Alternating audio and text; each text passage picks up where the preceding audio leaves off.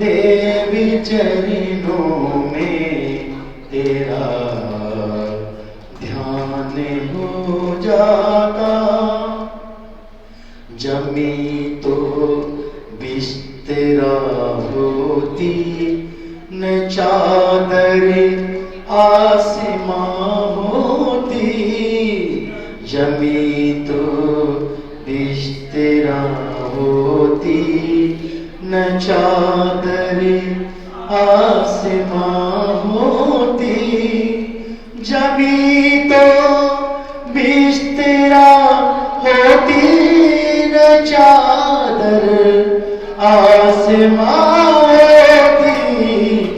मोक्ष गति पथि प्यारे, मोक्ष गति पथि प्यारे, तेरा घर बार हो जाता। अगर गुरु देवी चरणों में तेरा ही ध्यान हो जाता, तो इस संसार सागर में, तो इस संसार सागर में बेड़ा पार हो जाता। परम पूज्य आचार्य गुरु स्वरूप सागर जी गुरुदेव की जयकारा, गुरुदेव का जयकारा, गुरुदेव का। पूज्य गुरु के श्री चरणों में हम सभी उनकी ओर निहारते हुए विनय पूर्वक निवेदन करें। नमोस्तु गुरुवर, नमोस्तु गुरुवर, नमोस्तु गुरुवर। हे गुरुवर, आपकी मंगलमय वाणी हम सबको प्रदान करें।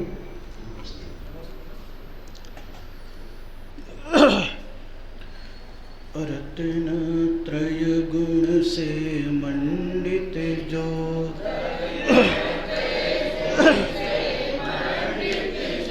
कर्म रहित भगवान कहे।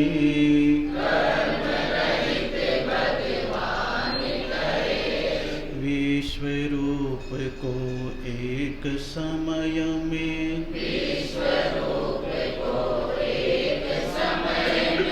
अवलोकन कर जान रहे।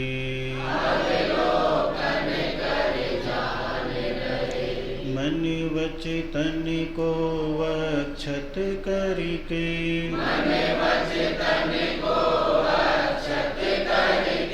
पंच प्रभु को करे प्रणाम। श्रवण करे सिद्धांत शतक को,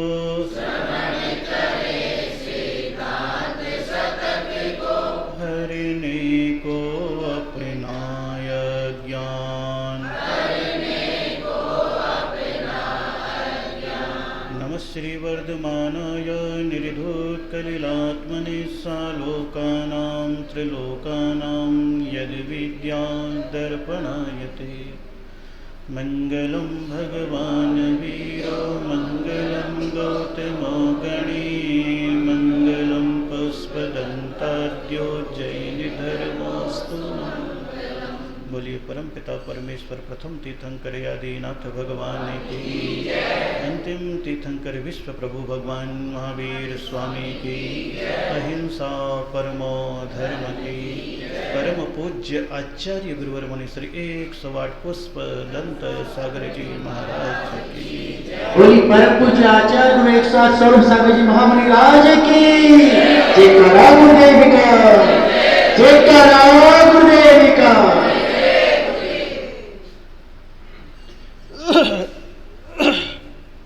धर्म स्नेह भव्य आत्माओं, चर्चा चल रही थी कल किस चीज की, किसकी चल रही थी?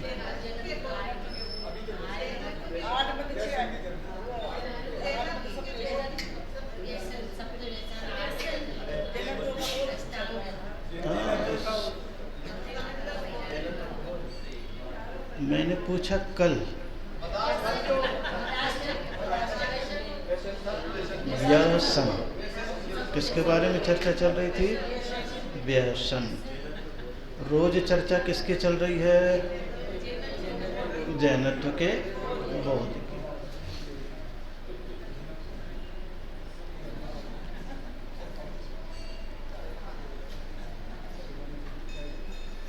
जैनत्व तो एक मंजिल है, लेकिन उसके छोटे छोटे नियम उस तक पहुंचने की सीढ़ियां हैं। क्या है? सीढ़ियां हैं। और सीढ़ी पर चढ़ने के लिए भी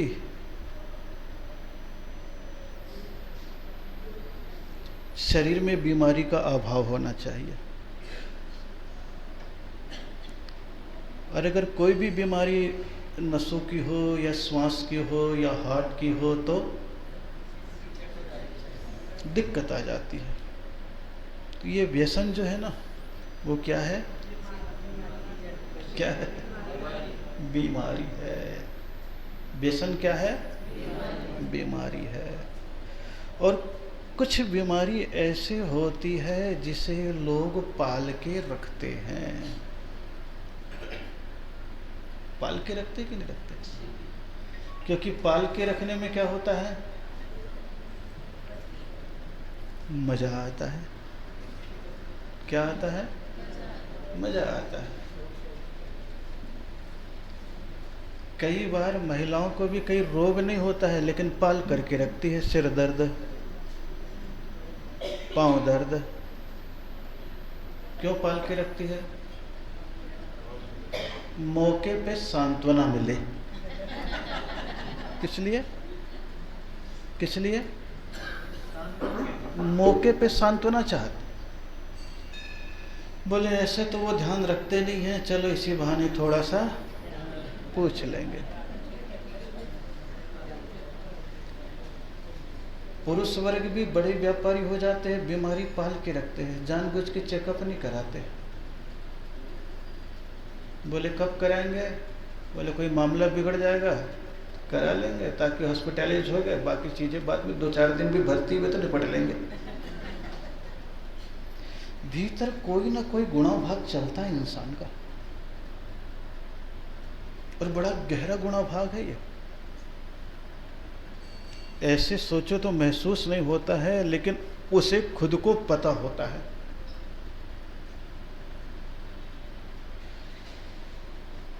और ये व्यसन भी ऐसी ही बीमारी है। इसीलिए कल कौन सा उदाहरण दिया था? व्यसन क्या है?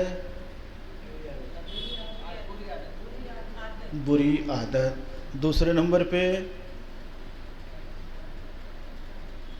याद होगा कल बोला था, व्यसन एक मरुस्थल है। क्या है? जिसमें सदाचार के पौधे, बताया था ना। व्यसन मरुस्थल है। व्यसन क्या है? मरुस्थल है। और क्या बताया था? जानबूझ के पूछ लेता हूं ताकि आपको याद आ जाए, नहीं तो गाड़ी तो चल ही रही थी। हाँ? जिससे वर्तमान आनंदित हो और भविष्य निंदित हो, उसे क्या कहते हैं? बताओ। अरे थोड़ा तो याद रखो, ताकि कभी कोई बात चले और कोई पूछे तो बोले महाराज के पास जाते हो? बोले हाँ। प्रवचन सुनते हो? बोले हाँ। क्या सुनाते हैं? बोले पूछो मत, बहुत अच्छा सुनाते हैं।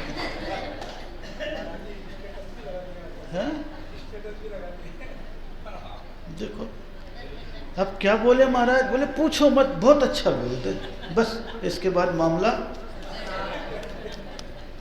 अब तेरे भेजे में कुछ है ही नहीं, घुसा ही नहीं, तो फिर क्या बताओगे दूसरे को? जबकि एक प्रवचन में एक वाक्य कोई ना कोई ऐसे आ ही जाते हैं जो आपको दिमाग में रखना चाहिए, कॉपी में नोट कर लेना चाहिए, घर में भी कर लो तो कहने को हो जाएगा।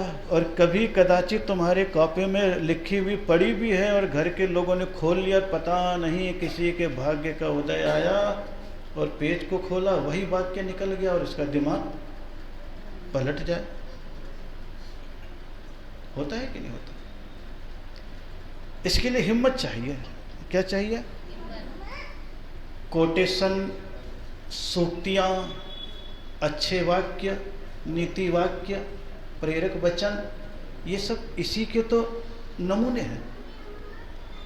बोलते बोलते बोलते कुछ वाक्य निकल जाते हैं जो समाज में प्रसिद्ध हो गए। क्या हो गए? प्रसिद्ध हो गए। और प्रसिद्ध हो गए तो दूसरे के लिए वही वाक्य प्रेरणा स्रोत बन जाते हैं। पहले वचन से आपके दिमाग में आते हैं और जब दिमाग में काम करने लग जाता है तो आपके मरने के बाद वही चीज़ दीवार में आ जाता है। किस में आता है? इसीलिए जहाँ कहीं भी स्कूल हो, शमशान हो, चौराहा हो, क्या लिखते हैं? यही कोटेशन ही तो लिखते हैं। बोले बिन बोले सारी बात समझ जाए। लेकिन क्या बताएं, आप लोगों के लिए अभी क्या स्थिति है? काला अक्षर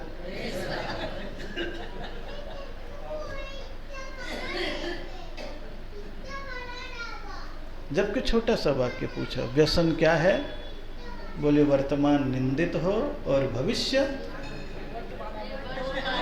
हाँ याद आ गया, बस इतना ही तो चाहिए मुझे कि वर्तमान भविष्य, उसका नाम क्या है? व्यसन। और इंसान तो बहुत अच्छा होता है। पैदाइश किसी में कोई दुर्गुण होता है क्या? आपसे पूछता जा रहा, मैं बिल्कुल छोटे छोटे बातों में यूँ रोज चर्चा कर रहा हूँ। क्या कर रहा हूँ? रोज बात ही तो कर रहा हूँ मैं। बताओ, बचपन से कोई बुरा होता है क्या? बचपन से कोई व्यसनी होता है क्या? नहीं होता। कब होता है?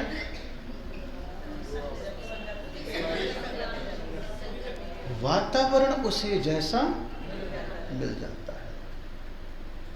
घर के वातावरण में ही अगर परिवार के लोगों में ये दुर्गुण है तो बच्चे में जल्दी आ जाएगा। और कहीं स्कूल और कॉलेज पहुंच गया तो स्थिर हो जाएगा। क्या हो जाएगा? बुरी आदत दिमाग में स्थिर हो जाएगी। और कहीं नौकर चाकर या कोई मित्र और गलत मिल गए तो जीवन में प्रवेश कर जाएगी। स्कूल में तो फिर भी दिमाग में स्थिर होता है, थोड़ा बहुत भय है, अनुशासन है, यहाँ कुछ किया तो। लेकिन यार दोस्त मित्र नौकर चाकर में अगर फंस गया तो। और कई मालिक अच्छे होते हैं लेकिन नौकर उनके खराब होते हैं तो उनकी संगति में आकर के वो, भले ही पिताजी चिल्लाते रहें कि अरे नौकर को निकाल सकते नहीं क्योंकि काम भी पूरा करता है, और बच्चे को संभाल नहीं सकते क्योंकि वो मेरी सुनता। होता है कि नहीं? कई घरों में, सब घरों में हो जाता है। क्योंकि रोज रोज देखता है तो वो सोचने लग जाता है। यहाँ पर ये व्यसन कह रहे, बुरी आदत। बच्चा तो निर्दोष है लेकिन निर्दोष जीवन को क्या कर लेता है? सदोष कर लेता है। क्या कर लेता है? और सदोष कब हो जाता है? संगत बुरी मिलती है। क्या मिलती है? मन को खुश रखना चाहता है। क्या रखना चाहता है? खुश रखना चाहता है। समय के पहले ज्यादा पाना चाहता है। किसके पहले? और ये जुआ नाम का व्यसन किसके पास ज्यादा आता है? समय के पहले ज्यादा पाना चाहता है वो, या जिसके पास पहले से ज्यादा है वो? कौन? अब कितनी छोटी चीज है, कितनी छोटी चीज है। आदत के रूप में जिसकी होती है उसका बुरा है, और जिसकी आदत के रूप में नहीं है, तत्कालिक कर लेते हो तो फंस जाते हो। क्या करते हो? फंस जाते हो। एक बार इस दलदल में वर्तमान पीढ़ी फंस रही है, नवयुवक फंस रहे हैं। कौन फंस रहे हैं? नवयुवक फंस रहे हैं। अब तो ये घर घर में साधन आ गया है, मोबाइल। कौन आ गया है? मोबाइल। अब घर में ही साधन आ गया है तो ये सबसे ज़्यादा पनप रहा है। और इसमें पनप तो जाते हैं, लेकिन आजकल ऐसे बड़े बड़े खेल हो गए हैं जिसमें बिना सट्टा के तो काम ही नहीं होता है। और जिसमें नई पीढ़ी फंस गई, उम्मीद किस पे? उम्मीद। और उम्मीद में कहीं फेल हो गए तो कर्ज चढ़ गया, और पास हो गए तो कौन निपटा देता है? कौन निपटा देता है? पकड़ में आया तो सरकार निपटाती है उसे। नंबर 2 का इतना इकट्ठा हो जाता है, जब खर्च करे तो कितना करे, दिखाए तो, प्रॉपर्टी बढ़ाए तो बढ़ता भी है। 5-5 साल में लोग 200-100 करोड़ के मालिक हो गए, केवल ये सब खेल करके। बड़े बड़े रूप हैं इसके, लेकिन उस प्रकार के बच्चे अभी तो सामने है नहीं। बड़े बुजुर्ग बैठे हुए हैं। कौन बैठे हुए हैं? बड़े बुजुर्ग बैठे हुए। यहाँ प्रवचन का अर्थ क्या है? शास्त्र सभा का अर्थ क्या है? किसके लिए? हम तो सम्मान के साथ कहेंगे बुजुर्गों के लिए, लेकिन वो किसके साथ कहेंगे? अपमान के साथ कहेंगे। कोई काम नहीं है तो सुन लेते हैं प्रवचन। नई पीढ़ी की सोच अलग है। कितनी स्थिति बन जाती है कि धर्म करने वाले, प्रवचन सुनने वाले, यात्रा करने वाले को किस रूप में देख लेते हैं? फालतू। किस रूप में? फालतू। सोच का ढंग कितना बदल चुका है, ये सोचो। किसका ढंग?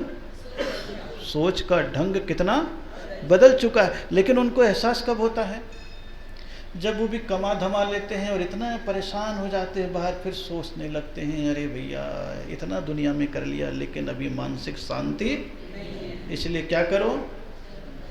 थोड़ा सा धर्म कर लो, थोड़ी सी यात्रा कर लो, थोड़ा सा महाराज के पास चले जाओ ताकि मेरा मन शांत हो जाए। समझ में आती है, लेकिन जब तक उन्हें समझ में आती है तब तक उनकी आने वाली पीढ़ी वही गाली बकने लगते, उन्हें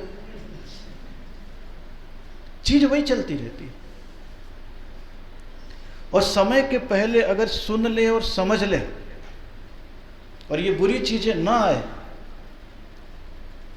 तो वर्तमान तो संतोषी और सुखी होता है, भविष्य भी सुखी और आनंदित हो जाता है। फिर घर में उसकी महिमा, उसका आदर्श, उसका नेचर मान्य होने लग जाता है। ऐसे जरूरी नहीं कि सब कोई करते हैं, लेकिन करने वाले भी बहुत सारे लोग हैं। इसलिए आध्यात्मिक दृष्टि से भी कसाईयों की तीव्रता होती है जुआ खेलने वाले में, धन की हानि होती है, कलह का विस्तार होने लग जाता है। लौकिक दृष्टि में वो बुरा हो जाता है। और शास्त्रों में कह दिया अगर एक बार किसी के जीवन में व्यसन आता है तो उसके भाई बहन बहुत सारे आ जाते हैं। बोले क्या लिखा है? विवादः कलहो बंधः कोपो मानो मतिभ्रमः पैशून्यम मत्सरम शोकः सर्वे द्यूतस्य बांधवा। जुआ के भाई बंधु कौन हैं? बोले खेद, अवसाद, मुंह लटकाया हुआ, आज तो मामला गड़बड़ हो गया, नुकसान हो गया। तो सबसे पहले क्या आएगा? खेद। कलह आने लग जाएगी। घर में भी कलह करेगा और ज़्यादा दबंग हो तो उसके साथ भी कलह। यानी आचार्यों ने ये सब लिखे तो कहीं ना कहीं कोई ना कोई चीज़ देखी, अनुभव किया है। हम लोगों ने तो ज़्यादा नहीं देखी, हम लोगों ने तो ज़्यादा नहीं देखी। चलो 12-13 साल में निकल गए। लेकिन ऐसे लोगों से मिलते हैं तो उनकी समस्याओं को सुनते हैं, उनकी बातों को सुनते हो। जब कहते हैं महाराज ये करते थे तब तो ऐसा हो गया, लेकिन फिर ऐसा हो गया, आज मेरे पास। जब बोलते हैं तब पता लगता है। तब ये कहा गया है कलह, और जिसके साथ खेलता है बंधन, ऐसा बंध जाता है, छोड़े तो मरे और करे तो मरे। बाप दादे को निपटाना पड़ता उसके कर्जा, और बाप एक बार बोल तो देता ठीक, एक बार निपटा दे रहा, अगली बार मत करना, और उनको भी बोल देता है कि तुम लोग खेलोगे तब दोबारा नहीं दोगे। वो भी जानता बाप देगा कैसे नहीं, इसकी इज्जत कोई नीलाम कर देंगे। बेटे की इज्जत नीलाम हुई तो बाप का नाम तो खराब हो ही जाता है। बिना मतलब के बाप को सजा मिलती है, पिता को सजा मिलती है कि नहीं मिलती? वो तो बेचारा मेहनत करता जाता है और ये गंवाता चला जाता है। कभी कभी उल्टा भी होता है, बेटा नहीं करता, बेटा बड़ा समझदार होता है, लेकिन बाप डुबो देता है। बेटा समर्पित होता है पिता के प्रति तो समझाता भी रहता है, लेकिन मानते। ये सारी स्थितियां गृहस्थ जीवन में बनती है। ये छोटी सी चीज है। अब तो ये बहाना बना रही जुआ। तो बंधन के बाद बता दिया क्रोध, अहंकार बढ़ जाए तो अहंकार और घट जाए तो क्रोध। ये दोनों चीजें आएगी। किसी का भाग्य होता है, क्योंकि जुआ में, लॉटरी में, सट्टे में वही जीतता है जिसका अतीत का भाग्य काम करता है। क्या करता है? गुप्त दान भी कर रहा है लेकिन धर्म भी नहीं करता है। क्या? गुप्त दान बहुत करता है लेकिन धर्म नहीं करता है। ऐसे जीव फिर से कहीं मनुष्य बन गए तो पैसा भाग्य से बहुत मिलता है, लेकिन उसके जीवन में धर्म भी ये दिखता है, क्योंकि फल तो मिलेगा, फल तो मिलेगा। ये बात निश्चित बन के चलना। तुम अच्छा कोई भी काम करोगे तो उसका फल मिलेगा, लेकिन उसके साथ बुरा कर लोगे तो उस फल का सदुपयोग नहीं हो पाएगा। दवाई जब भी खाओगे तो तुम्हारे रोग का इलाज होगा, लेकिन परहेज नहीं करोगे तो वो पूरा समाप्त भी। और परहेज के साथ अगर दवाई खाओ तो डबल असर करेगा, बीमारी भी। और परहेज रहित खाओगे तो वो बीमारी दबेगी लेकिन मिटेगी। तो इसी प्रकार कई बार धर्म परहेज रहित करते हैं, और आजकल का धर्म क्या हो गया? सबसे ज़्यादा परहेज रहित। इसीलिए पहले की औषधि आयुर्वेदिक थी। कौन सी थी? परहेज सहित। आजकल की औषधि एलोपैथिक है, परहेज रहित। कौन सी है? डॉक्टर परहेज को कुछ नहीं बोलता है, कदाचित बोलता है। एलोपैथिक वाला कहता गोली ले लो। इसीलिए एलोपैथिक औषधि के साइड इफेक्ट हैं, आयुर्वेदिक औषधि के साइड इफेक्ट नहीं। इसीलिए व्यसन सहित धर्मात्मा के सामाजिक साइड इफेक्ट दृष्टिगोचर हो रहे हैं। हो रहे कि नहीं हो रहे? हो रहे कि नहीं हो रहे? ये सारी चीजें हैं। बिल्कुल गहराई से सुनते और समझते चले जाओ। ये जुआ तो मेरे लिए बहाना है, हैं? जुआ तो मेरे लिए बहाना है। बात तो वही बताना जो आपके जीवन के रोजमर्रा में हो रही है। और आज देख भी रहे ना, और लोग गाली भी बकने लगे। यूं तो बड़ा धर्मात्मा बनता है, लेकिन महाराज ऐसा करता है। ठीक है भाई, करता है, हम भी जानते हैं। और धीरे धीरे वो पहले संभलता है, फिर समझता। बोले जो कर रहे हैं उसको पहले संभाल तो लो, फिर समझ के वो मुक्त भी होता है। ऐसे नहीं कि सब लोग बुरे रहते, छोड़ते भी हैं, जीवन बदलता भी है। जितने जितने निकट आते जाते धीरे धीरे उनकी मानसिकता बदलती जाती है। तो क्रोध घटता है तब आता है, और मान बढ़ता है तब आता है। और जुमारी के दोनों दुर्गुण आएंगे।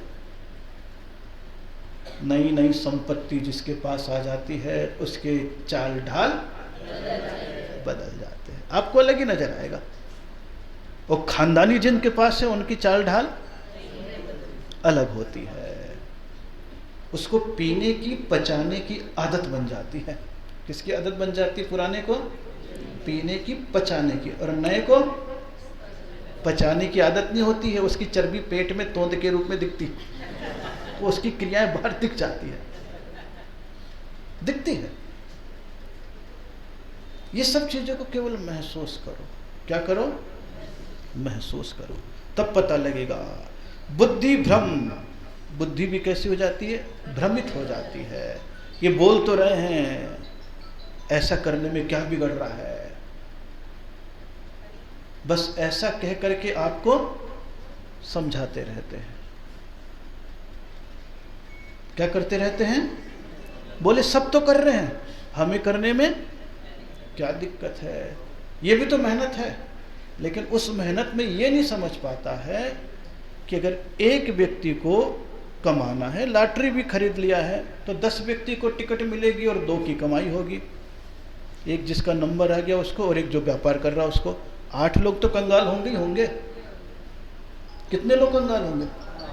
अगर 1 रुपये में 10 रुपये आपको मिल रहा है तो 1 रुपये सामने वाला लेगा, 1 रुपया जिसका लिखा है उसको मिलेगा 9 रुपया, बाकी 8 लोगों का 8 रुपया तो गया। तो आप कितने लोगों को परेशान करके काम कर रहे हो अपना? 8 लोगों को कंगाल बना के तुम माला माल भी बन गए। तो महावीर कहते हैं दूसरे को दबा कर, मिटा कर कुछ भी तरक्की कर लो, वो तरक्की मान्य नहीं है। और जुआ में यही तो है।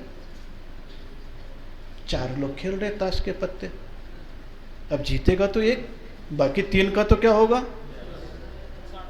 नुकसान ही होगा ना। तो आप 3 को मिटा करके 1 को पनप रहे हो। व्यापार में नहीं है। व्यापार में तो आप सामान दोगे, कम से कम पेट भरेगा, वस्त्र पहनेगा, श्रृंगार करेगा, कहीं ना कहीं उपयोगिता है तात्कालिक जीवन की। लेकिन इस जुआ में तात्कालिक जीवन का भी कोई उपकार